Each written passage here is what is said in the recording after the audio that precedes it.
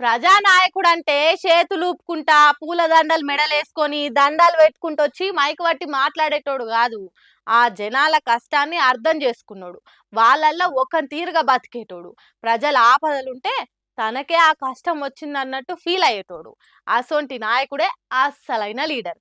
అంతేగాని ఫ్లెక్సీలల్లా పెద్ద పెద్ద బొమ్మలు పెట్టించుకొని జేజేలు కొట్టించుకున్నోడు కాదు.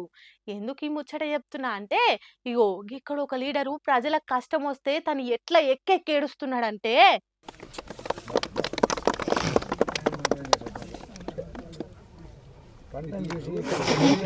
నాయకత్వం రైతు బిడ్డ జగదీశ్ అన్న గారి నాయకత్వం.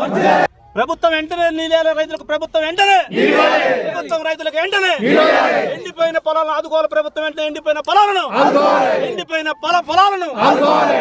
పొలాలను తక్షణమే రైతులకు న్యాయం చేయాలి. తక్షణమే రైతులకు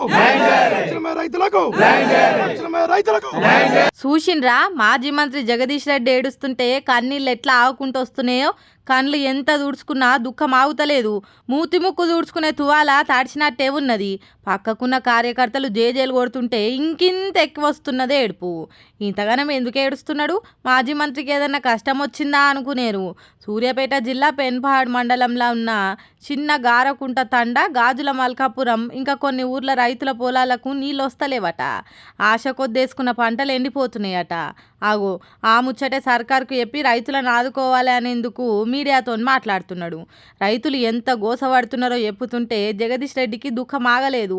అయ్యో నా ప్రజలు చూడుండ్రి పడరాని పాటలు పడుతున్నారనేది మనసుల మెదిలి అన్నదాతల గోసలు యాదికొచ్చి గొల్లు నేడ్చిండట. పచ్చటి పైర్లు పెరగాల్సిన పొలాలు ఎండిపోతున్నందుకు ఏడుపు ఆగనట్టున్నది. ఎక్కెక్కి ఏడ్చిండు. ఇగో గిసొంటి లీడర్ ఉంటే ప్రజలకు కష్టాలు వస్తాయా? జనాన్ని కంటికి రెప్ప తీరుగా చూసుకునే లీడర్లు ఈ కాలంలో ఎవరన్నున్నారా? గిట్లుండాలే లీడర్ అంటే, గిట్లుండాలే జనం మేలుగోరే నాయకుడు అంటే.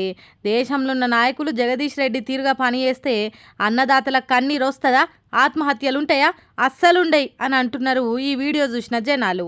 మరి నీళ్ళు ఎందుకు ఇస్తలేదో సర్కార్ జనాలని ఎందుకు ఇంత గోస పెట్టుకుంటున్నదో తెలుస్తలేదు. కానీ పంట భూములు నెర్రలు పెట్టి ఎండిపోతున్నాయి. జర నీళ్ళు ఇయ్యుండ్రి సార్లు అని చేతులెత్తి అడుగుతున్నారు రైతన్నలంతా.